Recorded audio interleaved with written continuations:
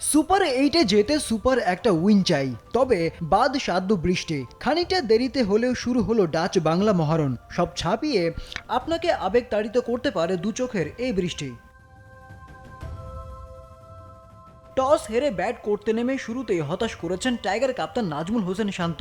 Run খরা কাটাতে পারলেন না, তবে বরাবরের মতো দলকে বিপদে ফেলার কাজটা করেছেন একেবারে ঠিকঠাক। রিভার্স সুইপ করতে গিয়ে অক্কা পেলেন ফার্স্ট স্লিপে। লিটন দাসের ব্যাট চুপ করে থাকলো আজও। বড় শট খেলতে গিয়ে ধরা পড়লেন স্কোয়ার লেগে। এরপর তানজিদ তামিম আর সাকিব দুজনে মিলে সুপার অ্যাক্টিভ রাখেন রানের চাকা। 48 রানের দারুণ জুটিতে ম্যাচের লাগামটা নিজেদের কাছেই রাখেন। তবে 35 রান করে ফিরে যান তামিম। ইনফর্ম তাহিদ হৃদয়ের দিনটাও ভালো কাটেনি। 15 বল খেলে 9 রানেই থামেন এই ইয়াংস্টার। এরপর আবারও মাহমুদুল্লাহকে নিয়ে প্রতিরোধ গড়ে তোলেন সাকিব আল হাসান।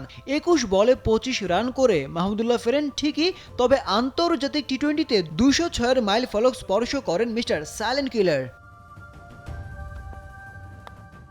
এক প্রান্ত আগলে রেখে খেলতে থাকেন সাকিব।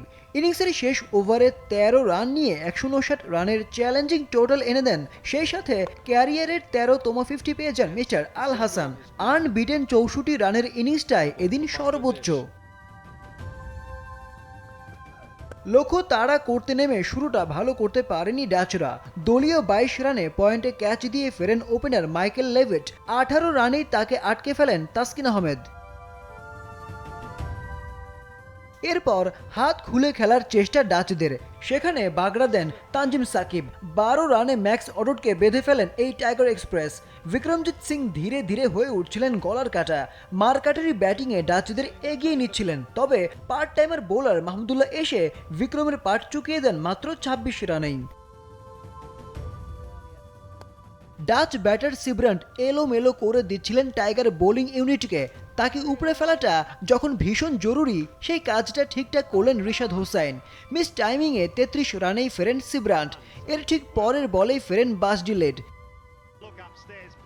স্কট এডওয়ার্ডস 25 রানে ফিরলে ম্যাচ থেকে ছিটকে যায় ডাচরা। শেষমেশ 134 রানের বেশি করতে পারেনি নেদারল্যান্ডস।